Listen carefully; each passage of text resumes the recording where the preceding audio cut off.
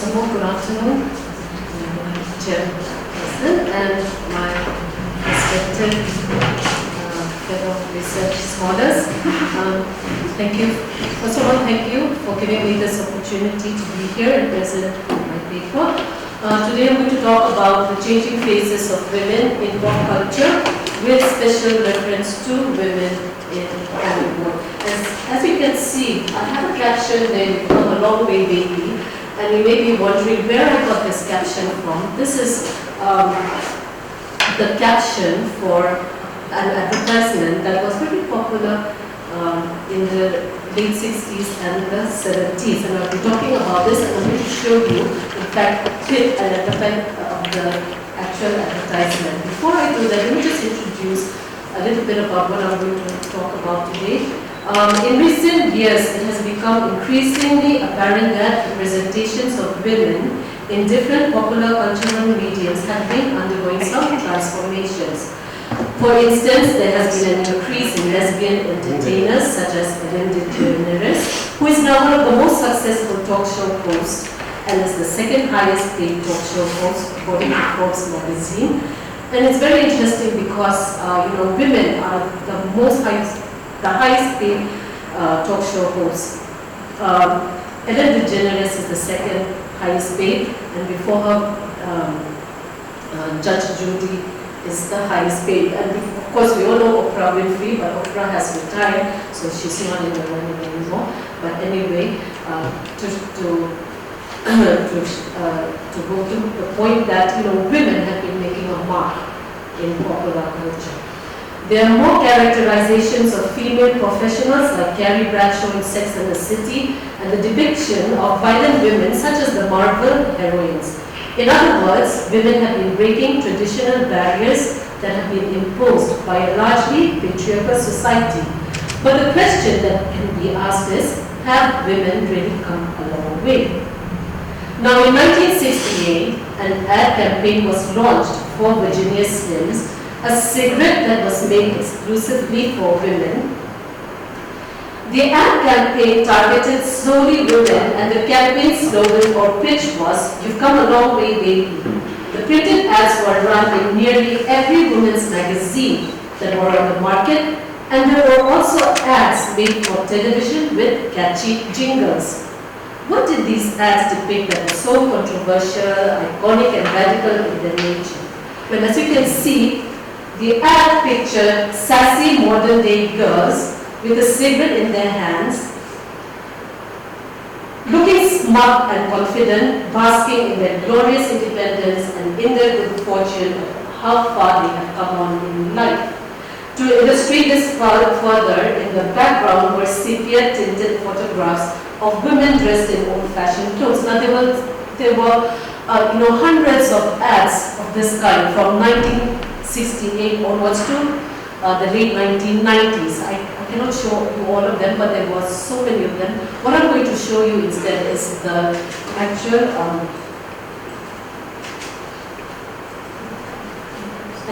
the actual ad itself that was shown on TV. And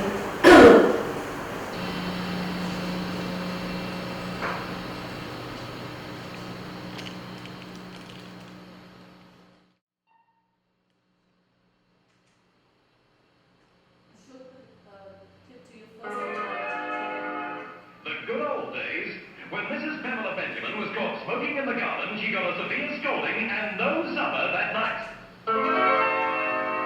Later, Mrs. Cynthia Robinson was caught smoking in the cellar behind the preserves. Although she was 34, her husband sent her straight to her room. Then, at last, women won their rights. You've come a long way, baby. Introducing new Virginia Slims, the slim cigarette for women only, tailored for the feminine hand. Slimmer than the fat cigarettes men smoke, with flavor women like. Mellow, mild Virginia flavor. New Virginia Slims in the slim first pack.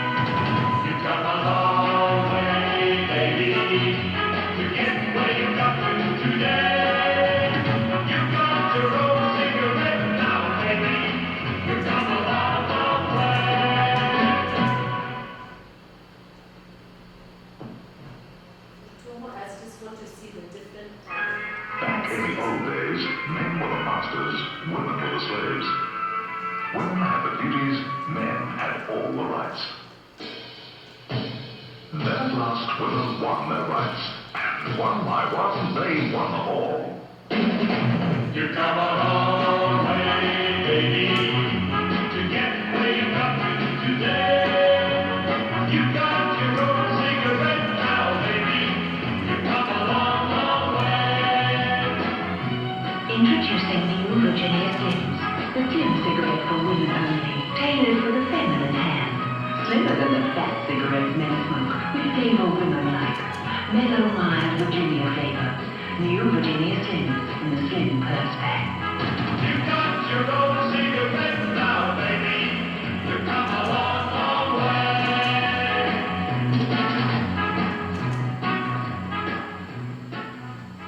This last one.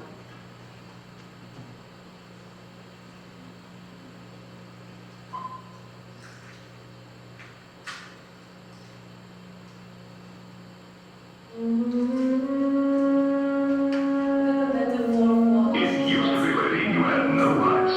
No right to vote. No right to property. No right to the wage you earned.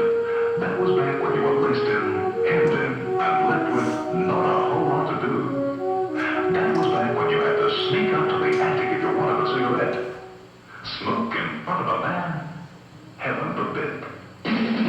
You come a long way, baby, to get where you got to today. Introducing new Virginia Slims, the slim cigarette for women only, tailored for the feminine hand. Slimmer than the fat cigarettes men smoke, with the kind of flavor women like. Mellow, mild Virginia flavor. New Virginia Slims. Okay. There are several things there that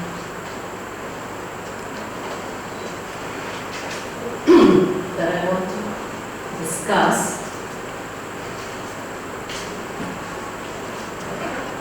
Okay. The ads, as you can see, the ads pictured sassy modern day girls. Remember that these ads were made in the 60s, 70s. The particular ads that I showed you, of course, there are more modern ads in the 90s that were made in the 90s. They were modern day girls with cigarette in their hands. They looked smug and confident. And in the background, you see the sepia tinted, that very old-fashioned feel of photographs of women dressed in old-fashioned clothes. And what you see are they're trying to steal their husband's cigarettes for a smoke, or they're hiding away in the laundry room to get a smoke, so they couldn't do this openly. Okay? And then the next picture you saw were those women, those suffragettes with the right to vote, women. So once they got that right, it's assumed that it paved the way for women to do what they want, and one of them is, women today have the ability to do what they want, with smoking a cigarette. Smoking a cigarette was a man's dominion, it was, a male-oriented activity, and now women can do that freely, and she's the modern woman. That is the selling point, that was the selling point of Virginia Slims. The Virginia Slims ad, according to Andy Zeisler, author of Feminism and Pop Culture, wasn't the first product to speak in the language of liberation. What set apart this ad was that there were several aspects of the advertising that were made to appeal to the consciousness of women. The ad targeted a female market to sell their cigarettes, but it also appealed to their emotional and psychological needs by playing with society's ideal concept of women's physical appearance and gender equality. Now, you will notice that appearance, the great emphasis on appearance in all those ads as well, and even in this one, however much, the idea of feminism is equated with femininity in these ads as well. The selling point of the Virginia Slims ad was that a woman was not defined by a man anymore. She had won the battle of the sexes, and she had come into her own existence. If a female is liberated from her passive role of a woman by taking on more traditional, stereotypical male role behaviors, symbolized by the cigarette in the modern woman's hand, one may make the assumption that binary gender stereotypes have been subverted. Yet, in opposition to the inversion of this, the triple power relations found in the role and behavior of the male-female gender, the modern woman featured in the Virginia Slim ads maintains her feminine qualities, physical beauty, her clothes, her fashion, her makeup, her sex appeal, which acts as marks of differentiation between traditional gender roles. So all these are what differentiates a man from a woman, the appearance. But these are still kept in the ad. These are still a very big part of the ad. Here it can be seen that the post-feminist representation of women goes against traditional roles in a patriarchal society. However, these same representations uphold sexist ideologies by presenting images that cater to femininity based on sexual objectification. In other words, they are still validated by the male gaze. So to what extent can we say that women have come a long way? Now what exactly defines the male gaze? Angie Zeisler comments in her book that, put simply, it's the idea that when we look at images in art or on screen, we see them as a man might. Even if we are women, because these images are constructed to be seen by men. So when we talk about liberation from the yokes of the male sex, but it is still the male gaze that validates women and gives her significance. There may be the occasional breakthrough roles on the screen that defy conventional standards of how women are stereotypically represented, but the fact of the matter is that women are still represented as sexual objects to be fantasized upon, and therefore they are continuing to be on display. Buffy the Vampire, or the action heroines of Marvel, illustrate how we are physically adept as their male counterpart, but at the same time are objects of male admiration and desire. Physically, they display sexual attractiveness, and even their costumes are designed to enhance their sexuality. As you can see from the posters, this is Buffy the Vampire Slayer. I don't know if you know this, but it was a very popular series about a teenage girl who, went about slaying vampires. And if you look at this poster for Buffy the Vampire Slayer, certainly doesn't look like she could slay, that she has that power. And then you have the Black Widow, a Marvel heroine. Again, with all her power, she uses sex appeal from the way she dresses, from the way she looks. Nora Mulvey, in her seminal work, Visual Pleasure and Narrative Cinema, explained this further, saying, traditionally, the women displayed has functioned on two levels, as erotic object for the characters within the screen story, and as erotic object for the spectator within the auditorium. So they are objects of they are erotic objects on the screen in the film itself, but they also act as erotic objects for the audience who are watching them. And as erotic object for the spectator within the auditorium, with the shifting tension between the looks on either side of the screen, whatever role the woman plays just by the nature of her being a female presents her to sexual objectification. Between 1910 and 1920, Hollywood heroines on the screen enacted the Victorian notions of femininity, mainly the innocent virgin or the angel at home, and at the extreme end, the self-centered, narcissistic femme fatale. Now this is, giving an example, this is a scene from Born with the Wind. We have Scarlett O'Hara and Melanie Hamilton, very opposite characters. Scarlett, plays in this particular movie, she is the femme fatale, and Melanie Hamilton is she is the innocent virgin. So these were roles, these were the kind of roles that were there between 1910 and 1920, although this movie was made in 1936, just giving an example of the two opposing images of women. It seemed there was no middle ground for the representation of women on the screen, except for these two stereotypical images. The images of women on the screen were solely to enhance their male counterparts and to act as a foil to the male characters. The otherness of their characters were felt, which was a reflection of an industry dominated by male visions. In 1930, the Motion Picture Production Code, now known as the Hays Code, was made and enacted by the Hollywood Studios. This was a very important law that came into being, and it dictated how movies should be made. This code was made out to check the declining standards of decency in Hollywood, both on the big screen and television. The Hays Code was designed with the intention of censoring any films that were deemed immoral, vulgar, or degrading. It was imposed from 1934 to 1968, and it had a deep effect on the way women were represented in films during its imposition. Now, how this particular law, this code came about was, during the 1910s and the 1920s, Hollywood was, it was a place where there was prostitution. There were, you had your gangsters, who controlled the movies. It was, it was a place where there was lawlessness, and it was a place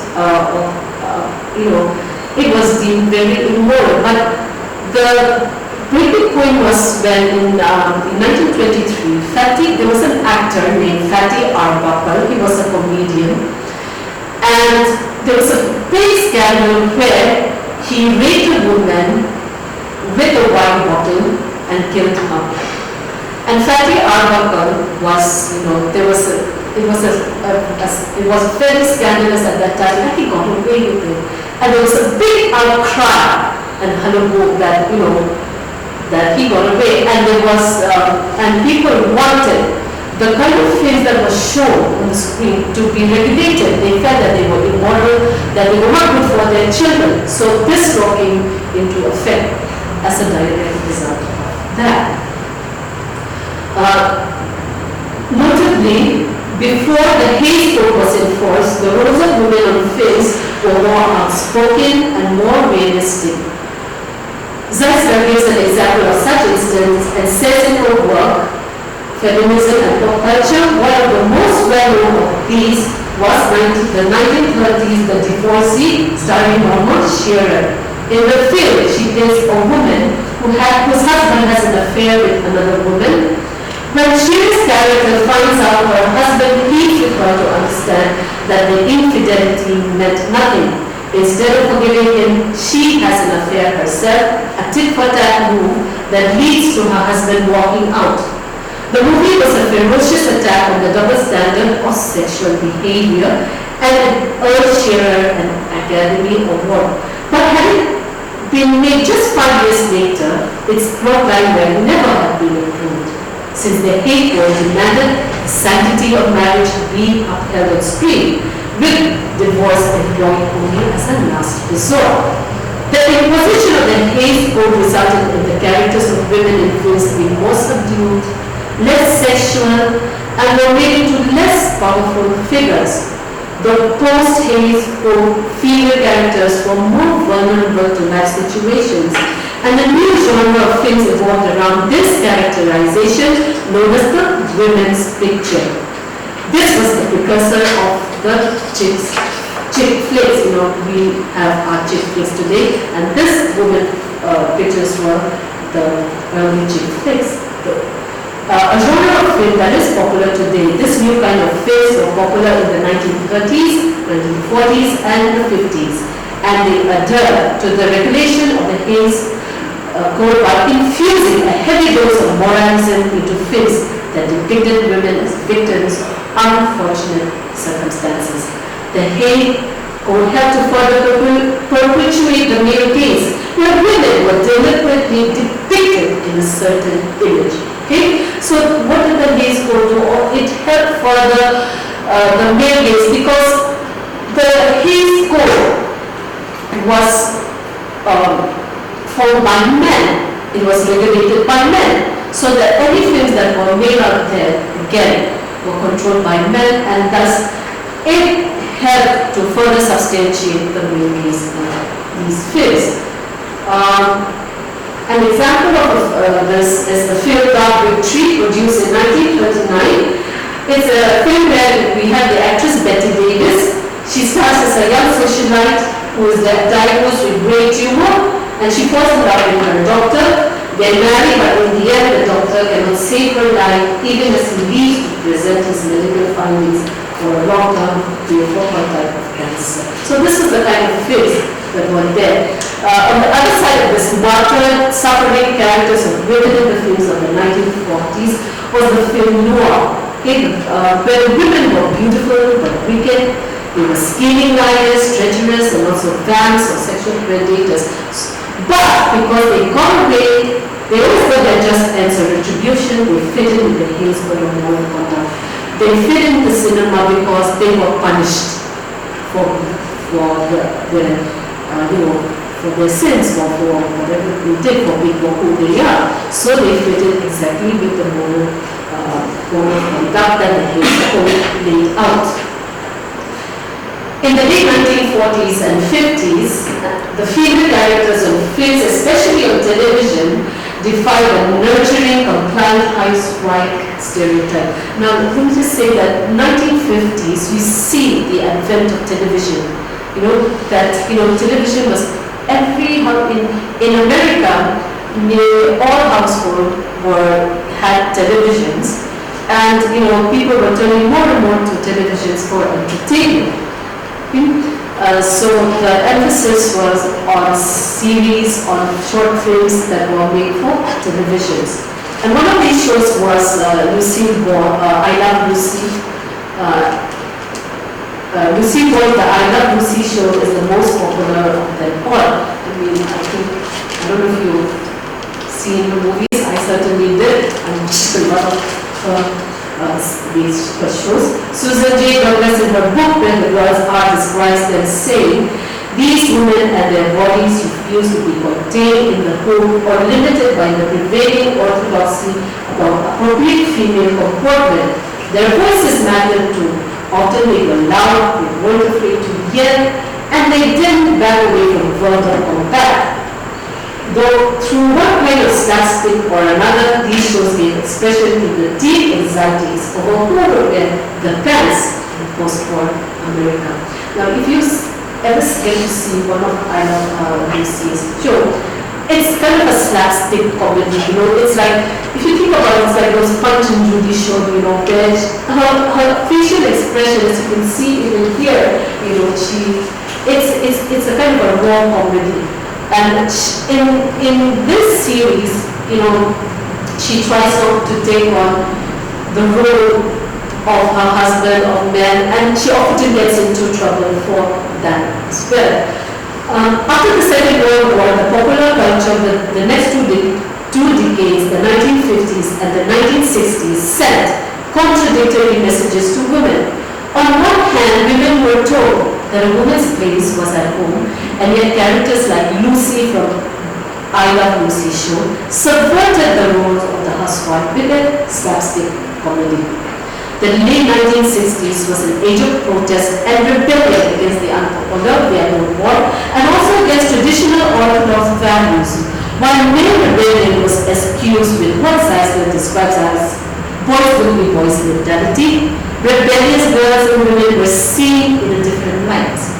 Rebellious females were unacceptable to society and seen as disturbing the order of things. In the 1961 film Splendor in the Grass that stars Natalie Woods, she plays a teenage girl named Deanie who becomes mentally unstable because of her suppressed sexual desires, and in the end she is put in a madhouse in a sanatorium. In the film, the sister of the film's hero rebels and gives in to her desire, disgracing her family and ruining her reputation as well in the process. The message that this film gave was there was no redemption for rebellious girls, and any hint of it had to be thwarted. In an era where the second wave of feminism was being unleashed, women wanted to be liberated and enjoy their newfound freedom. They looked down upon conventional roles for women, yet at the same time not entirely casting aside the traditional gains of womanhood and femininity, such as values of love, validation by family and their peers. This may explain why during this period there were many television series of women who had supernatural powers that were metaphors for rebellion. Two very popular series showcasing this were the shows Bewitched and I Dream of Jeannie. Bewitched was about a witch who married a mortal and who used her powers to try and do good for others, but in the process marrying in other people's lives much to the disapproval of her husband. Okay, so here this is the poster for Bewitched. She's a witch, she's married, there's even a recent adaptation of Bewitched. She's a witch and she's married to a mortal, an ordinary man, and that's her mother. And these two women, with their powers, are always meddling in his life, and he doesn't want her to use her superpowers. And, because somehow or the other, they always end up fumbling, getting into trouble when she uses that power. The second one is I Dream of Jeannie. And I Dream of Jeannie was about a genie who was kept in a bottle and controlled by a man who had set her free temporarily from her 2,000 years imprisonment in a bottle. Like Samantha from Bewitched, Jeannie has magical powers which more often than not cause trouble for Major Nelson, her keeper. Both these roles hinted at female rebellion against gender roles. These roles stood as a reminder of what feminine power was capable of if liberated. But at the same time, because these powers more often translated into trouble, this seems to also be a proclamation that traditional roles of gender was best, a testament to the man who created the shows. Okay, these shows were created by men. The 1970s were further inspired by the second wave of feminism, with films that strive to show the cultural fears of women in gaining liberation and their hesitation in gaining freedom from the confines of the household. There was a film called Up the Sandbox and was released in 1972. It starred Barbara Streisand in the lead role of a housewife. And as a housewife, she's perfectly contented with her life until she becomes pregnant with her third child. But as soon as she becomes pregnant with her third child, she begins to have fantasies of being spokeswoman for feminism. She begins having fantasy of doing going on adventures, blowing up places, things, Black Panther's actions. But in the end, it is assumed that she remains where she is in the end, that the film, but the fact is that the film even cared to regard the limitation of women's role as only important. The films of the 1970s depicted stories of women seeking their independence, triumphing over insensitive husbands, enjoying sexual pleasures, and putting them above wifely duties. There were also the female vengeance films, with a central female character who had been wronged or has seen someone close to her being wronged, so she takes revenge on the bad guys in the most excruciating ways possible. An example of such vigilante heroine-oriented film was Coffee, released in 1973, about a black nurse who seeks revenge for her sister who gets hooked on drugs. This kind of films entertain the male audiences at the same time being agreeable to the women, because they got their revenge, and that kind of theme satisfied the women. But at the same time, because these women were depicted as they were beautiful women, they were glamorous, they were sexy, and there was action in the film, and it catered to the male audience in that sense. The 1980s are notable for the portrayal of the the big screen. The working women were not pictured favorably and were seen as ambitious women foraying into a male-dominated world. These working women portrayed were both white and blue-collar workers. One of the British shows of the 1980s was Roseanne, and its female protagonist, Roseanne Connor, was a working mother and a housewife. She was white, she was fat, working class, overworked, underappreciated by a sexist boss. She was also loud-mouthed and unrefined. She became a symbol of the housewife who was dissatisfied with the drudgery of her life, but with no escape for her. Another popular working girl show of the 80s and early 90s was Murphy Brown, the complete opposite of Roseanne. Murphy Brown was single, 40, and white collar. To get to where she was as a successful reporter, she was expected to be pushy and obnoxious at times, and her character, like Roseanne, was flawed from the start. Murphy Brown was most noted for her controversial decision to become a single mother. When this show was aired, I think that was the most controversial thing, that a career woman, professional, single career woman would opt to have a baby out of wedlock. Soon after this episode was aired, the then Vice President, Dan Quayle, in a speech to the Commonwealth Club of California said, "It doesn't have matters when primetime TV has Murphy Brown, a character who supposedly epitomizes today's intelligent, highly paid professional women, mocking the importance of fathers by bearing a child alone and calling it just another lifestyle choice." Clearly, we see that a large number of late politicians and even pop culture producers saw the working female with a mind of her own as a problem that had to be contained or controlled. It is interesting to know that the 1990s brought more leading female characters than before, and again, one of the most prominent female characters of this era that aroused much controversy and feminist theory was Ali B. She was a lawyer that was not of a feminist nature, and yet feminism had empowered her to be where she was. The show was formulated to have slapstick humor and fantasy, to cover up for its dig at feminism and female power and capability. Ali was held as an example that women might want a career and move on in life, but in the end, they just wanted to be loved and validated. Bridget Jones' Diary is an example of what came to be known as chick flick. Was a film about a struggling young single working girl who struggled with identity and feminism, but in the end, again, is centered around finding the right man to settle with and winning social approval. Then there was the iconic television series Sex and the City, and the two film adaptations of the book of the same name, which appeal to a female demographic.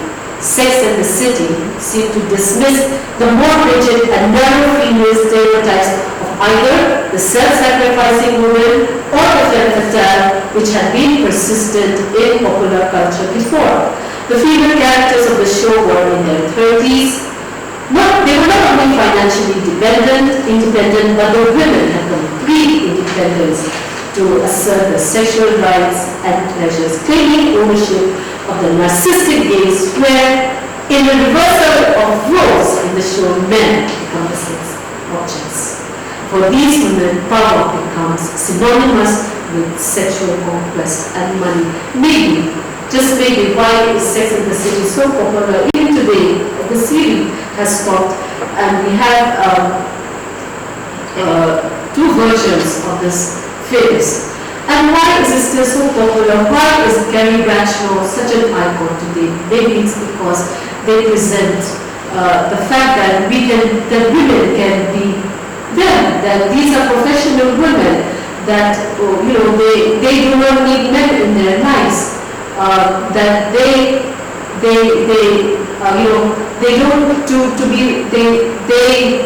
do not men they do not need men for their pleasures, and that they are, financially stable.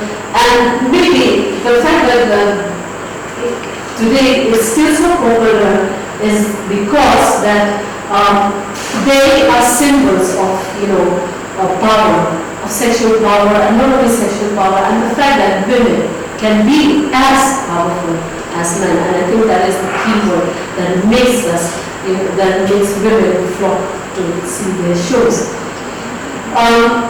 As female-oriented films and shows have been coming out of Hollywood since then, of different genres, and the most recent trends are, of course, the reality shows, which shows like the Kardashians, which are very popular, as we all know. But I want to take the view of feminists such as Claire Johnston or Lauren Johnston into consideration, where they proclaim that throughout the history of cinema, women have been mostly absent in films, and the women that we see on screen are depictions and creations of women by men. That the women we see on screen are just images of women that are presented as what they are presented for men, that is, they are made for men, and thus are not real representation of women. How can one measure the length of progress that women have made in asserting themselves on the screen? Have women come a long way, or are they still bound by sexist ideology in the male-dominated world? To sum up this paper, Susan J. Douglas in her book Where the Girls Are says, if you look for where the girls are today, you will find fragments of many of them in each of us. We remain shattered into so many pieces, some of them imprinted by femininity, others by feminism. But they don't fit into a coherent whole. One piece might be from Roseanne, another from Thelma Louise, another from those noxious over-holding ads. And we still find ourselves riddled through with, on the one hand, on the other hand, responses to Hillary Clinton, reports on daybreak, glamour, shares, facelift, and Madonna. We feel our insights to be in a constant state of rolling suspension, our identities as women always contingent.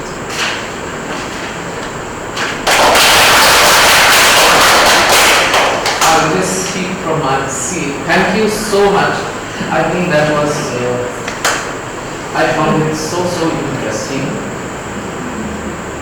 because it was well presented. I mean, we have heard of these things, at least our age group.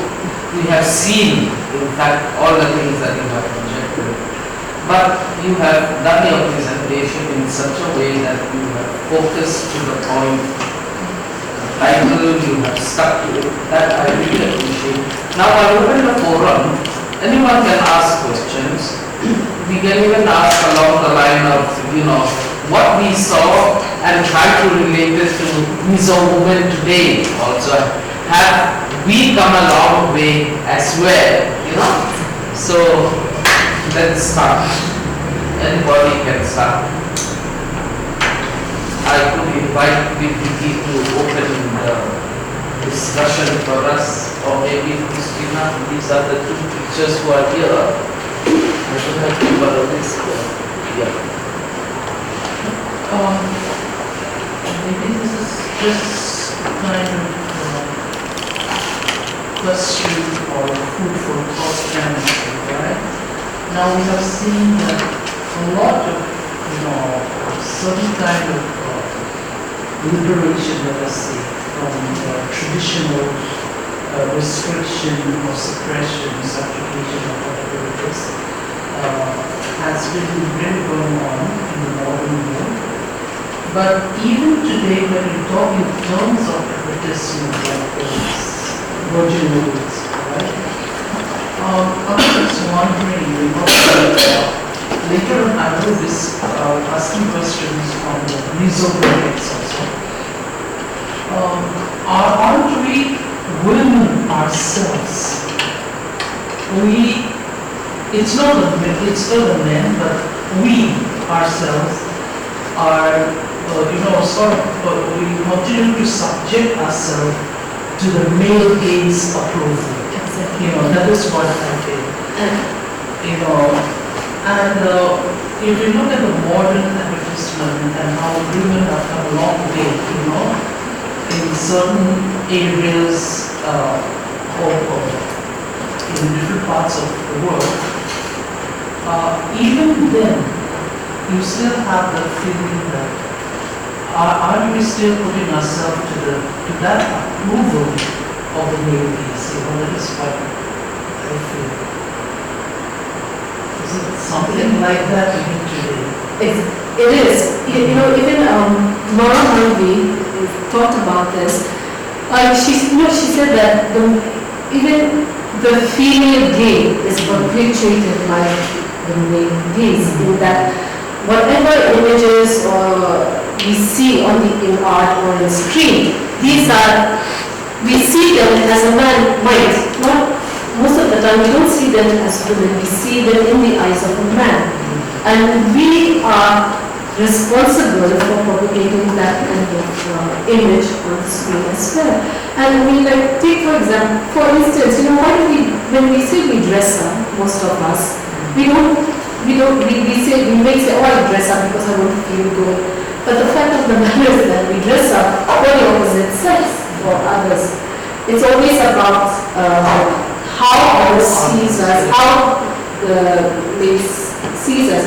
And when we talk about cinema in particular, we have to, the first thing is that in an industry like Hollywood, it is a very male-dominated industry. Okay, even we may have a few notable directors, producers, women producers coming to their own, but the fact of the matter, it's still a men's club. So to speak, Hollywood is still a men's club. And whatever that is being dictated out there is still very much from the perspective of a woman's view. And even when women audience come to see this film, you see them through the intention of the intended gaze of the man who makes that film. You know, he has a certain way in which he wants us to see that film. And then as audiences, we go into the cinema halls, we go, and we see them in that way. They are projected in that kind of way. It's very difficult to break out from this. And just one more issue in our context, right? Now, if you look at the women, the Mizoram women, right, you see that in the shops, so you take pride in that.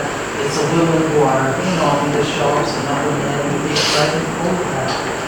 This is okay because you go to Manipur, it's the same thing. You go to Meghalaya, it's the same thing, right? But we have a very strong organization which is supposed to represent the Mizoram women.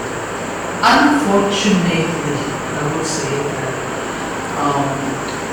the power struggle that you see there is not in any case related to women's empowerment at all. It's not related, and I'm sorry to say that I don't know how they have, what it was historically in the beginning, how it was set up in the beginning. Like we all know the latest news that we have a problem in child video all that, which is really shameful, right? I personally, when I had the opportunity, I've spoken to them also, why don't you do it this way, that way, for the women, etc. But at the end of the day, what happens is that it's always about the power struggle. That as a member of the LGBT organization, leaders and all that, if you are the president, if you are the general secretary, then somehow the government gets you a seat in some other committees, And how are we going to,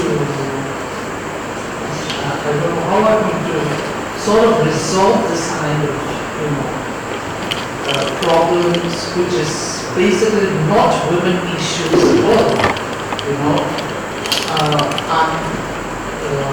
I don't have to change that, so we women have to change. yeah, exactly.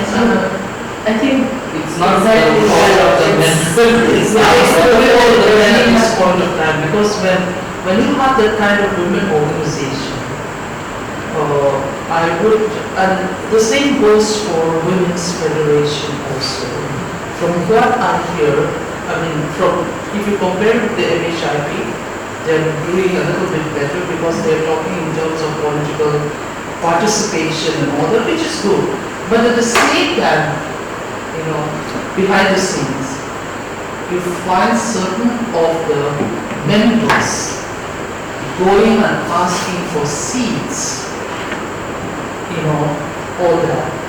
And, I don't know how, I'm just expecting the younger generation to come up with the real kind of women's movement, not this kind of what we have seen with the MHIP and all that, Because sometimes I wonder why it happens like this. I think one of the biggest problems is not just the MHP but any the NGOs organization, when they start to have ulterior motives, it becomes a political platform for them to get on with their political agenda and such. I think that when you begin to use these what I'm trying to put is that maybe not just the MHP but other, say maybe like NZP also have been known to use it as a political platform. So once, if you start using that for ulterior motives, then nothing, the environment for that matter also is the same thing, it's very political. And I have come, for example, to a point where when there's a HPP days being celebrated, you have that traditional kind of, very typical kind of dress that you wear all the time. Your blouses, like where Mizoram designs are being incorporated, and then, you just get fed up of all these things.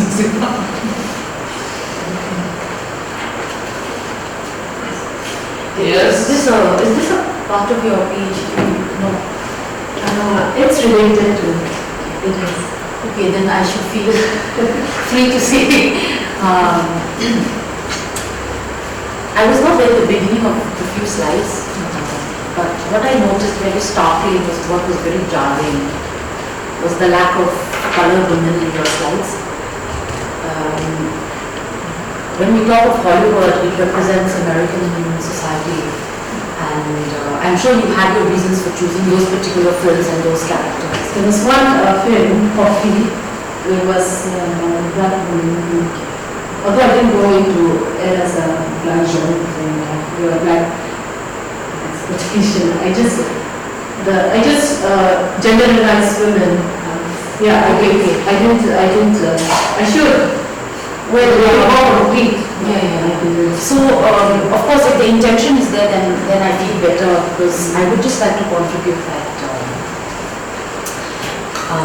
Not going too far back into history, like say from I think the 1970s onwards, you have this genre of films called the black exploitation. Yeah, that was 1970s.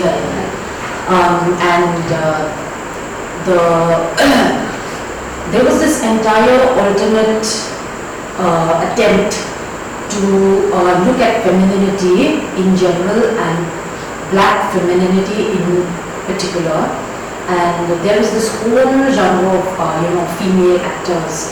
And yes, you were talking about how Hollywood stereotypes women, but I think what this black exploitation era tries to do is it tries to break free of that, not just as women but as black women. So you see very, very powerful, like for example the character of Cleopatra Jones, played by I think Teresa Dobson, if I'm not mistaken. Even before Buffy the Vampire Slayer, before you have these Lara Croft series, you actually have these very powerful black women characters who were said to be the female James Bond and things like that. So I think it would be a very interesting subject. Actually, it's very interesting because in the early cinemas, black women, the role was usually the servants, very minor roles, and involved with the men, with the mind, with the kind of very stereotypical portrayal of black people was there. Yeah, I knew that I was aware of that when I did this, but I thought that if I included all that, it would be, Yeah. I think I got that way because it would be related to your PhD. It would be very interesting.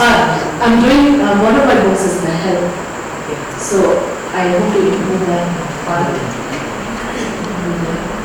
And one thing I didn't mention was that in today's world, because it's so global, that it's Hollywood is not just about white people anymore. We have a Priyanka Chopra is a big star there now. I mean, that shows the globalness of today's world. Black, it's color does not seem to has crossed boundaries as such as In fact, if I may extend another idea, recently, like I think it was yesterday or in the news, advertisements which are based on gender stereotypings have actually been banned. I think in the UK and things. I hope that it will spread across the world because the logic is that when you stereotype genders in advertisements, what it does is it sends a wrong message to children that they limit their role on their potential for life in general. So even in advertisements you have these kind of stereotyping. And when we say advertisements, it's like barely 30 seconds, 1 minute. It would seem so insignificant. And the thing is that advertisement plays on these stereotypes to sell. It's a very interesting. Yes, I have a question. It's about the depiction of women superheroes in Hollywood, and you mentioned the Black Widow and such. And the Captain Marvel movie, I'm sure you're aware, that came out recently. It's one of the first superhero movies that has a protagonist as a female, and so they went ahead with this theme about feminism and female empowerment. But the movie has had a lot of bad reviews because people feel like they're pushing this agenda too much, and even the actress Brie Larson, she comes off as extremely unlikable because. In interviews, she's very defensive. And it takes everything as a personal attack when they ask about her looks and how her workout routine and such. So that's one thing. And there's another series that's coming out from Batwoman. So this, I'm not sure if you're familiar with it, but the Batwoman is played by Ruby Rose. She's an openly gay actress in Hollywood. And the trailer that came out, I'm not keeping up with it, but the last time I checked, the dislike ratio was triple the amount of the likes. And if you look at the comments, it's all negative comments because, again, they're feeling like they're pushing this feminist agenda too much.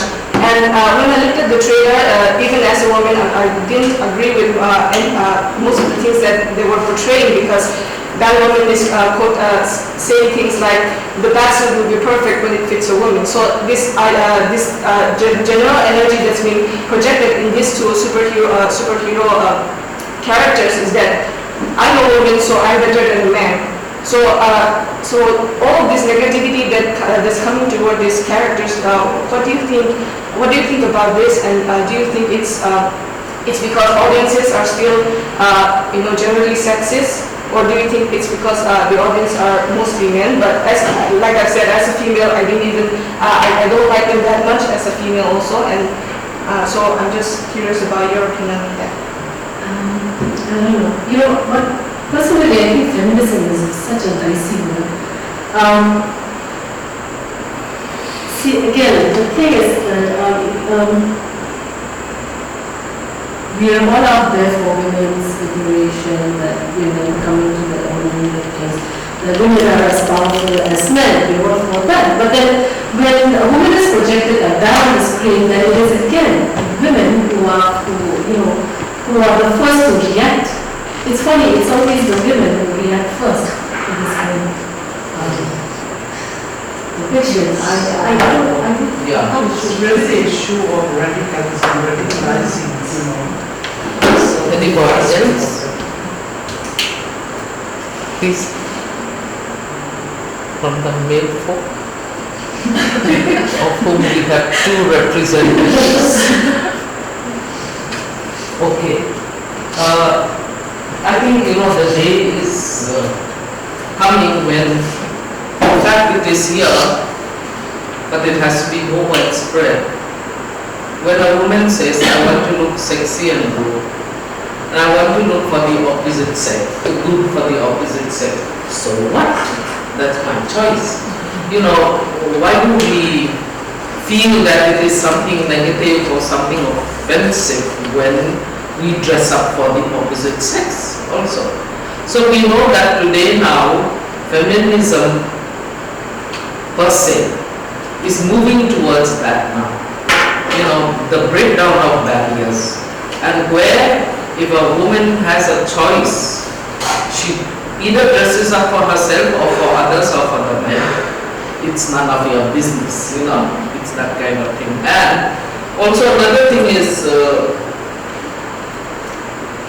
women from that militant, radical woman, bra-burning women of the 1970s and women's lib and so on, where we were still very young girls, but we used to see pictures of this here and there, although the social media was not present at that time. But it seemed so strange and we never could relate to it. Now, with social media being so strong and people expressing their opinions, in one after the other, it's very easy to be influenced and to take our views, although we may not realize it, the coloring of our views from what is being said or what we read. So we have to be honest. I like the way things are moving today, frankly. If I do something and I'm doing to look good for somebody, even the man dresses to look good for me or to look good for women. I mean, they don't dress to look good for just themselves. It applies to the same thing. Although men may express things in a different way or look at things in a different way, but as human beings, I think in the end, we all want to be good. I'm just focusing on that dressing, on that image of, So, I don't think there's any reason to be too offended. And what you had referred to just now about the kind of questions that have been asked to this black actress, in the most recent Marvel comic. In fact, I thought that some of the questions posed were offensive, like I think she had every right to react in a personal way also. If people are asking about her color or asking about her gym routine and things like that, it's very intrusive, these kind of things. And if she wants to be empowered by what she is and she is accepting of herself, what you said is so true, that usually it will be, a mixed group, but mostly female voices. And men are the ones who feel threatened by us today. So, what happened to Hillary Clinton. The glass ceiling is still very much dead. Although we said this is America, isn't it? We were all hoping she would break that glass ceiling. Never mind whether I would vote for her or not, it would have been such a, global achievement as it were. But it didn't happen. It didn't happen. So, this will continue. I doubt if we will ever reach a kind of a utopian stage where we are all equal and we all consider each other as, it will eventually come down to the individual as it is being done so today. Male or female or the third gender. And whoever is able to stand by their principles and stand by their own self-worth will be the ones who will hang on in the eyes of the world. This is the way I see. But I congratulate you because, in fact, you are the one who has generated this kind of discussion. And like I said, I really like the way you have brought out your points, very sequential and easy to understand, but so crucial. So congratulations and thank you so much everyone.